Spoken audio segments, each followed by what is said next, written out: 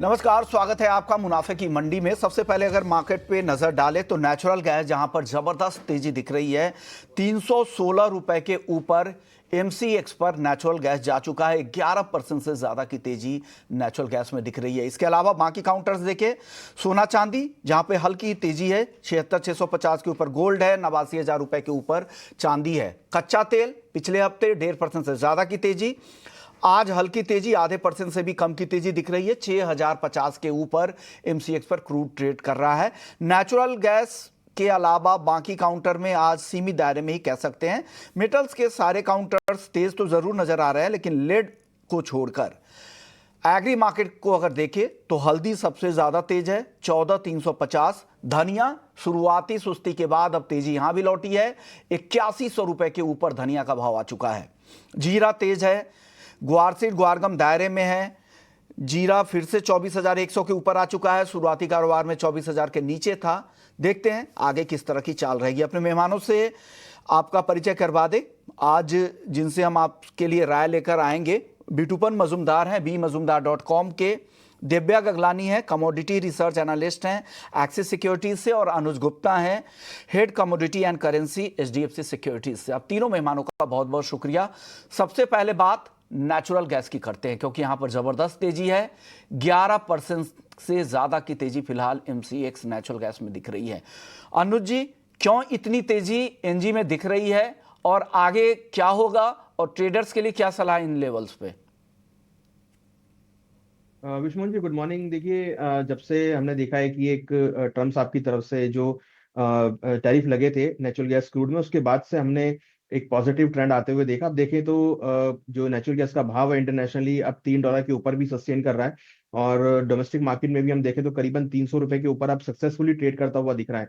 हालांकि दिसंबर की एक्सपायरी हो चुकी है अभी जनवरी कॉन्ट्रैक्ट में, और जिस तरीके से हमने एक बाउंस बैक देखा है, हमें लगता है कि आगे भी कंटिन्यू रहेगा। और क्योंकि 2 महीने हैं, जन और फेब में काफी विंटर सीजन रहता है, तो डिमांड काफी रहती है। और अगर आप देखेंगे तो इन्वेंट्री भी यहाँ पे काफी ड्रॉ डाउन हुई है, तो कहीं ना कहीं डिमांड की वजह से और टैरिफ की वजह से एक यहाँ पर सपोर्ट आता हुआ दिखाई दिया। हमें लगता है कि अभी और भावों में तेजी रह सकती है। दूसरा, जो अगर हम एक इंडिकेटर देखें तो डॉलर इंडेक्स में जो तेजी आई है उससे भी काफी इंपैक्ट रहा है। जनरली हम देखते हैं कि नेचुरल गैस और डॉलर इंडेक्स में ऑलमोस्ट 80-90% के आसपास का टेंडम रहता है, तो उसकी वजह से हमने देखा है कि एक साइड डायरेक्शनली ट्रेड दोनों बनते हुए दिखाई दिए हैं। तो मुझे लगता है कि अभी और यहाँ पे तेजी देखने को मिल सकती है। हालांकि हमें लगता है कि थोड़ा डिप मिले तो ही खरीदारी करें। ऊपर हमें लगता है कि 322 तक के लेवल देखने को मिल सकते हैं। तो वीकली पर्सपेक्टिव से हमें लगता है कि ट्रेंड पॉजिटिव है। थोड़ा बहुत करेक्शन आता है 300 रुपए तक के आसपास का, तो खरीदारी करना चाहिए। तो 300 के आसपास अगर भाव मिले तभी खरीदारी करें। अभी भाव अचानक से बड़ी तेजी है क्योंकि रूस यूरोप में एक्सपोर्ट नहीं करेगा। जो करार होने हैं वो करार करने के लिए रूस अभी फिलहाल तैयार नहीं है, तो इस वजह से भी ये तेजी है। तो सप्लाई को लेकर चिंता बनी है, सीजनल डिमांड भी है, उसका भी फायदा यहां पर मिल रहा है। बिटूपन, आप बताइए, नेचुरल गैस इस तरह की तेजी में क्या करना चाहिए? देखिए, नेचुरल गैस का मोस्टली वेदर फिनोमेनन के कारण हो रहा है। एक तो यूएस में कोल्ड वेदर फोरकास्ट है जनवरी में, और ये जो स्पाइक है ये कोई ट्रेंडिंग मूवमेंट नहीं है, स्पाइक जाता है।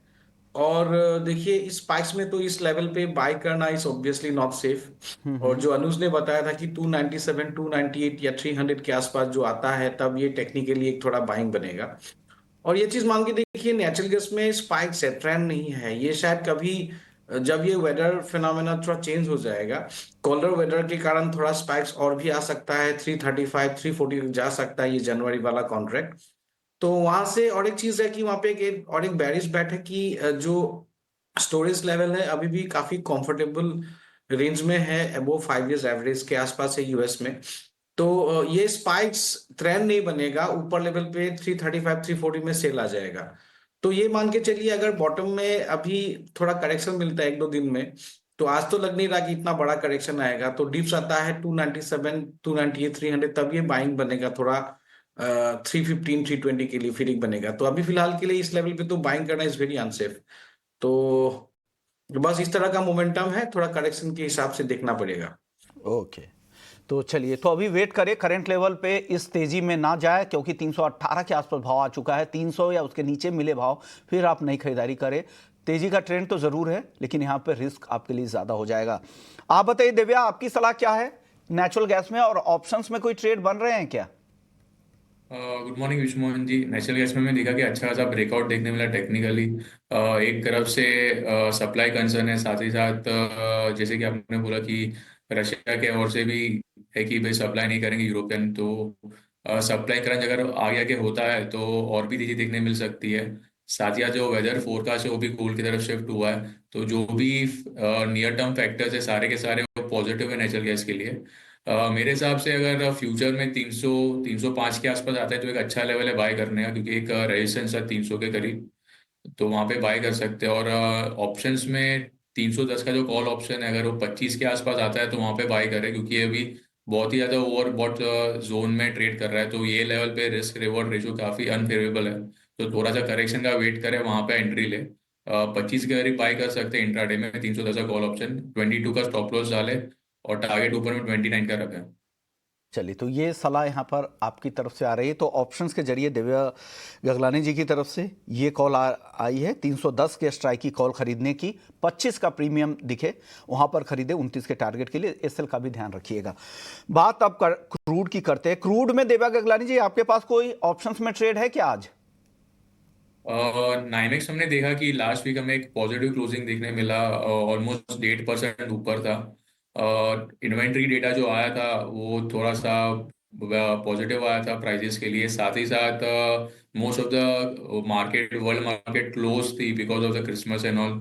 तो मेरे हिसाब से जो ये वीक का भी जो ट्रेड मतलब रेंज है वो 52 टिप्स का ही रहेगा, क्योंकि काफी टाइम के बाद हमें एक स्ट्रॉन्ग क्लोजिंग देखने मिला है 6,000 के ऊपर।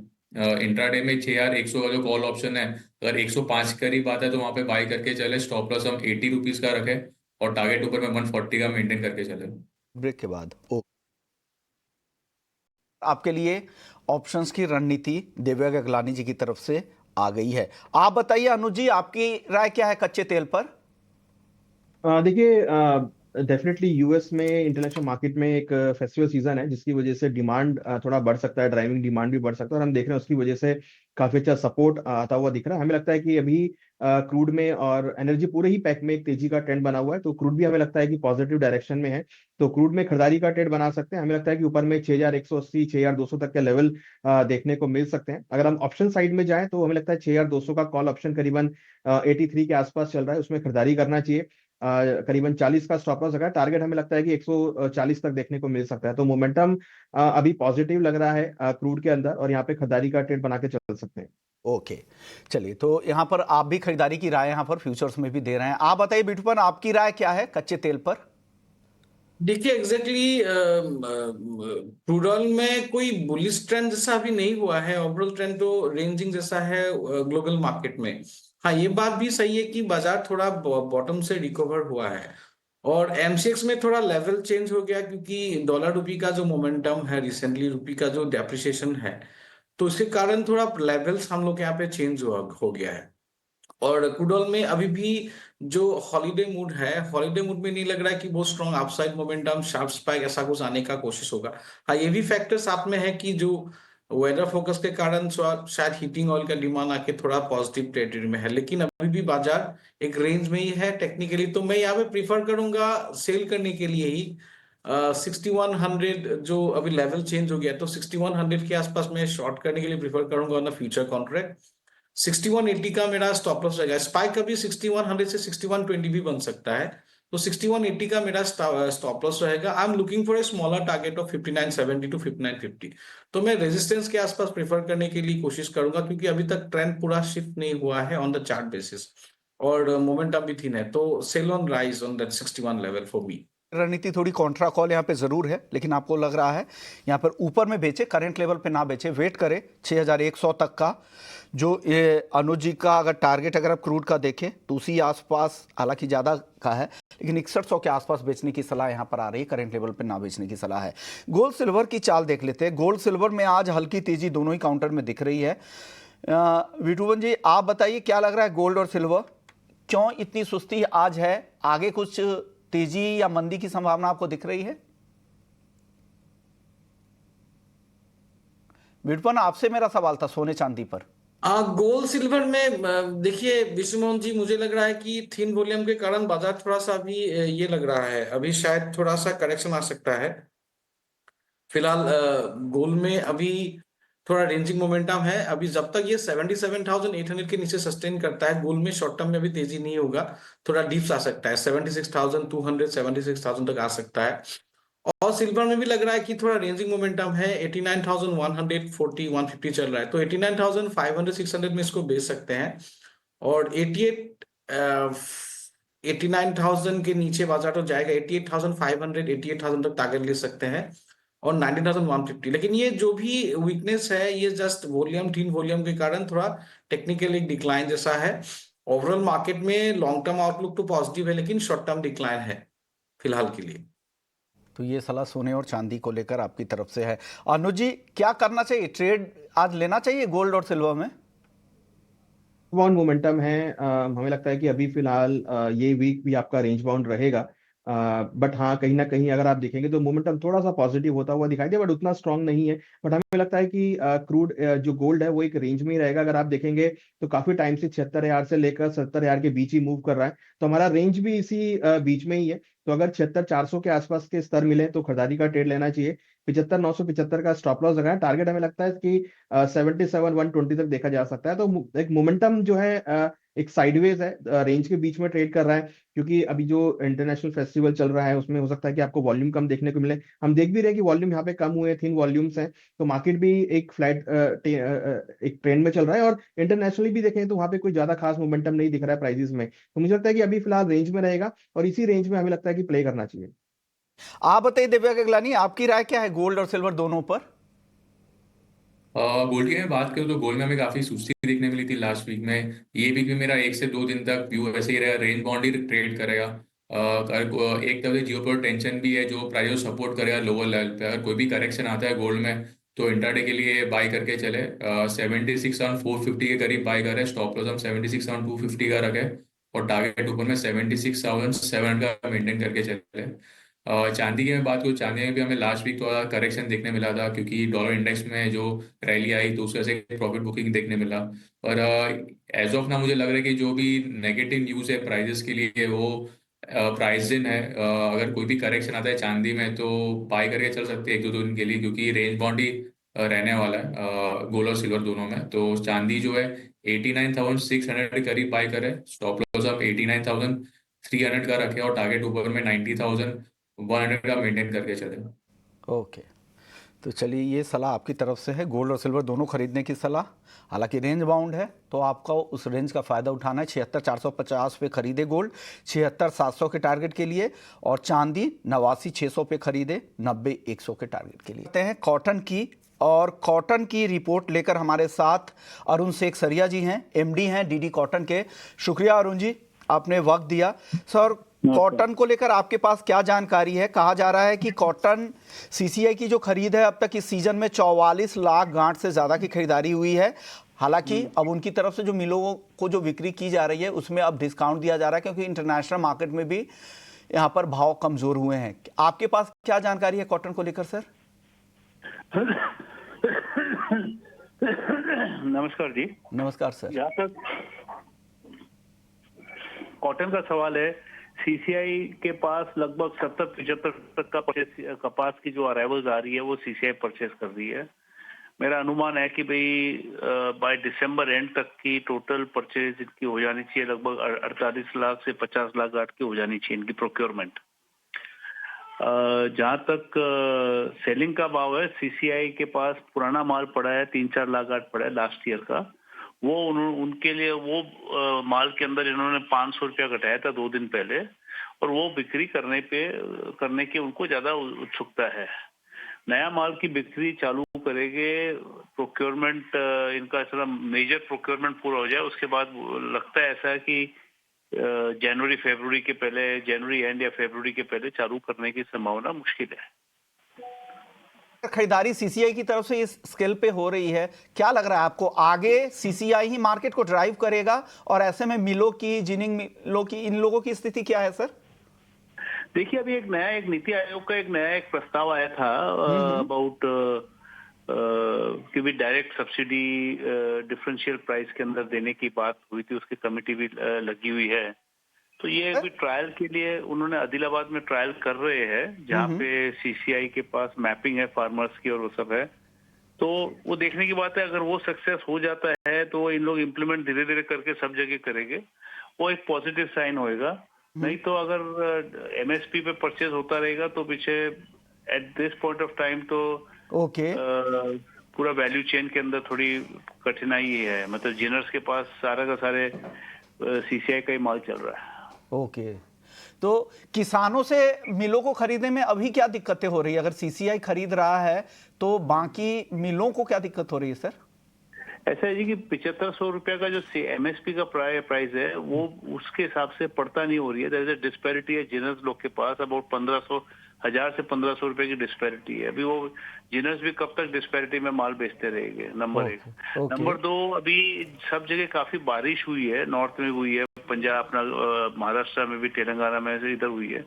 तो जो बारिश से जो अभी हल्का कपास होएगा या कपास के अंदर थोड़ा टच आ जाएगा तो वो 72, 73 आरडी टाइप का माल बिकेगा। वो सीसीआई लेना मुश्किल है, तो वो जिनर्स के पास माल आएगा। ओके, तो अभी ये आने वाला वक्त ही बताएगा जी, 10-15 दिन 20 दिन में भी क्या क्या रुख लेता है बाजार।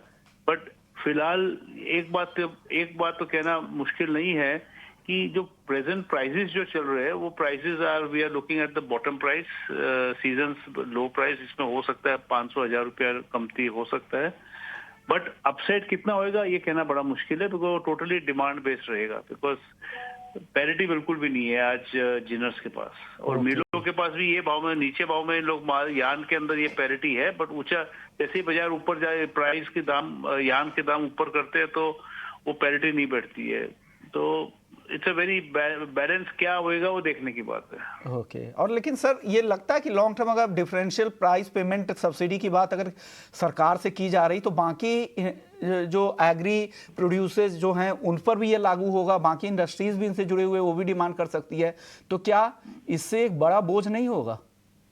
देखिए, बोझ तो काफी होएगा। अभी आज गवर्नमेंट बोलती है कि भाई हम सारा का सारा माल का एमएसपी कर लेगी। अभी आज एक अगर आंकड़ा आप देखोगे तो अगर 1 करोड़ बेल्स अगर सीसीआई परचेस करती है एमएसपी पे, तो and even if you presume कि भाई उसके अंदर आपको एक पर्टिकुलर अमाउंट का लॉस होएगा, तो इवन अगर आप समझे 3000 गाट का भी अगर नुकसान होता है पर बेल का, तो the losses are amounting to hardly about 3000 crore. But अगर आप एमएसपी परचेस करते हो और उसमें 500 रुपया क्विंटल भी अगर डिफरेंशियल प्राइस का दोगे आप फार्मर्स को, the loss would be at least about 7,000 crores. So is government ready for that? वो देखने की बात होगी।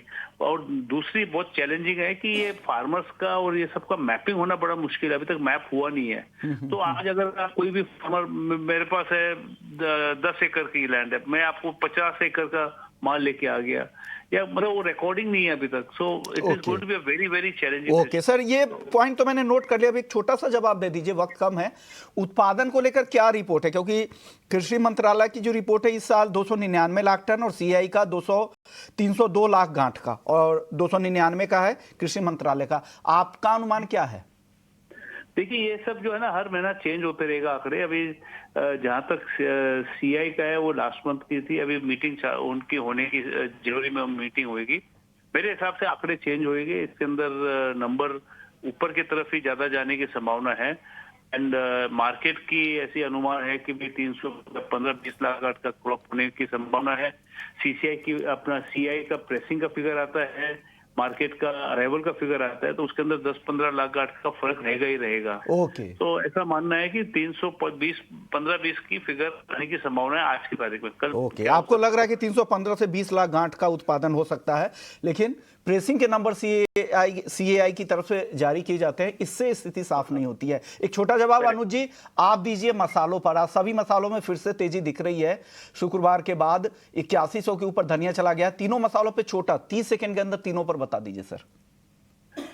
देखिए, मसाले के ऊपर तो मैं ज्यादा कह नहीं सकता। अनुज जी आपसे नहीं, मैंने अनुज जी से पूछा था। मसाला अनुज जी देखिए मसालों में एक रिकवरी देखने को मिली है लोअर लेवल से। डिमांड भी यहाँ पे इंक्रीज होती हुई दिखाई दी। पीछे जो बारिश देखी थी उससे कहीं ना कहीं एक डिमांड इंक्रीज हुई है, सप्लाई कम हुई है। हमें लगता है कि एक बाउंस बैक यहाँ पे रहेगा। और हमें लग रहा है कि कहीं ना कहीं अगर हम बात करें धनिया की, तो धनिया में करीबन 8300 तक के लेवल आपको देखने को मिल सकते हैं। और अगर हम जीरे की बात करें तो यहाँ भी अगेन 25,000 के लेवल आ सकते हैं। तो इंपॉर्टेंट है कि 25,000 के ऊपर अगर क्लोज होता है तो फिर आपको बाउंस देखने को मिलेगा। हमें लगता है कि एक छोटी रिकवरी, एक शॉर्ट कवरिंग मसालों में देखने को मिल सकती है। ओके, शुक्रिया अनुज जी आपका, बिटूपन आपका, और दिव्या गगलानी जी आपका, और साथ ही अरुण सेक्सरिया जी आपका भी बहुत बहुत शुक्रिया। मिसकम्युनिकेट हुआ, मसालों पे सवाल अनुज जी से था। चलिए, मुनाफे की मंडी को यहीं समेट